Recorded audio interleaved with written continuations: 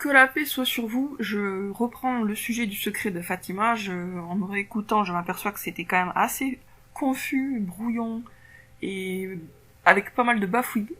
Il y a des raisons à ça, c'est qu'en fait c'est un sujet qui renvoie à un secret à moi aussi. C'est-à-dire que le secret de Fatima, j'en parle en brisant une espèce de tabou qui est lié à des événements bien précis, qui ont eu lieu il y a quelques mois. Donc j'en parle avec difficulté, mais c'est important d'en parler.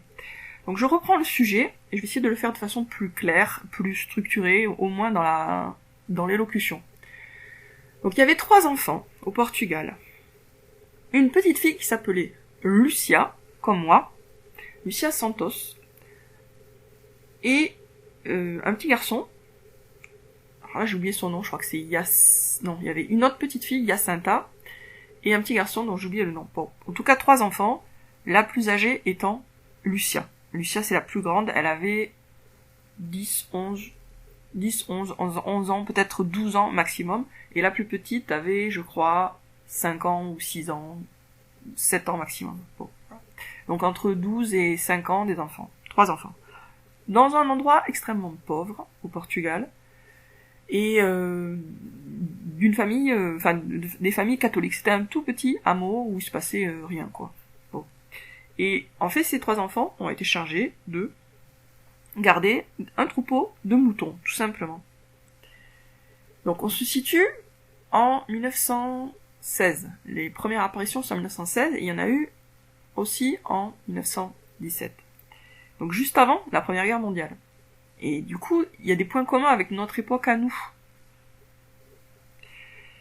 C'est-à-dire, c'est une similarité, une première similarité, il y en a plein d'autres. La première similitude, c'est donc que les apparitions ont eu lieu juste avant une catastrophe mondiale, de même qu'aujourd'hui, on est au début d'une catastrophe mondiale. Bon. Et donc, ces enfants ont vu, dans le ciel, au-dessus d'un arbre, flotter un être transparent, qui est lumineux. Ils n'ont pas compris ce que c'était. Ils ont eu l'impression que c'était une espèce de forme humaine enveloppée dans un vêtement blanc dans le ciel. Voilà. Mais l'apparition n'a rien dit à ce moment-là. Elle a juste flotté un peu comme ça dans l'espace, et puis après elle a disparu. Et ça, c'était une première préparation. Après, il y en a eu d'autres apparitions. Et parmi ces apparitions, donc, il y a eu des apparitions d'une figure féminine. Donc, on va dire la Vierge Marie, même si c'est pas forcément le bon terme, peu importe, au final. Et les messages, c'était des messages vraiment de conseil aux enfants, mais bien sûr à toutes les personnes qui après recevraient l'information, qui étaient de faire des sacrifices. Donc ça, c'est le vocabulaire chrétien, faire des sacrifices. Donc, chez les musulmans, on n'a pas vraiment le même vocabulaire, mais en réalité, ça correspond à des choses qu'on a aussi, puisque dans faire des sacrifices, il y a par exemple le fait de jeûner, se priver de nourriture et d'eau quand il fait très chaud, par exemple. Ce qu'ont fait les enfants. Ils se sont privés de boire et de manger alors qu'ils étaient en pleine canicule. Pour Dieu. Pour plaire à Dieu. Et pour les pauvres pécheurs. Donc l'expression pauvre pécheur, elle était extrêmement connue et répandue en France il y a pas si longtemps. Aujourd'hui, elle paraît un peu bizarre, pauvre pécheur. Et en même temps, elle a beaucoup de sens. Et n'importe qui est vraiment croyant peut comprendre que cette expression a beaucoup de sens. Pauvre pécheur. C'est-à-dire que le pécheur, il peut être riche, financièrement. Mais intrinsèquement, il est pauvre, parce que c'est un pécheur, et que donc sa route le mène en enfer. En ce sens-là, tous les pécheurs sont des pauvres pécheurs. Il n'y a pas de riches pécheurs.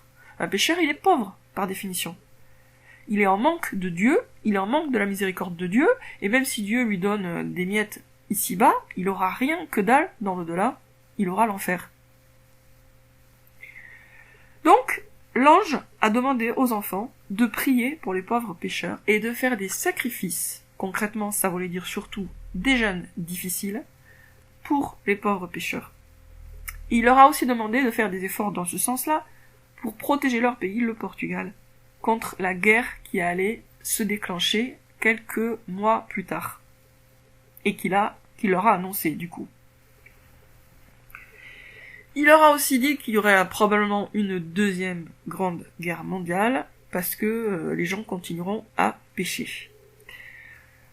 Alors, l'ange a fait un lien totalement direct entre les péchés commis par les gens, le fait qu'ils se détournent de Dieu, et les guerres mondiales qui vont leur tomber sur la gueule. Donc, à l'époque, c'était vrai. À notre époque aussi. On n'évitera pas la troisième guerre mondiale. On peut, par contre, minimiser les dégâts et se mettre soi-même à l'abri en devenant des croyants totalement sincères qui prient pour les autres. Soi-même, sa famille, etc. C'est pas en pensant qu'à soi et qu'à sa famille qu'on met soi-même et sa famille à l'abri. C'est en pensant aux autres, justement.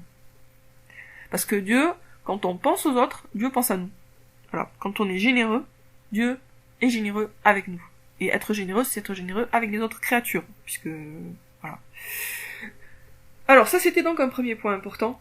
Mais il n'y a pas que ça du tout dans l'histoire de Fatima. C'est une histoire complexe qui commence donc en 1917 et qui continue jusqu'en 1973, et même après. C'est une histoire avec plusieurs épisodes. Et donc je vous en reparlerai dans un prochain audio. À bientôt les amis.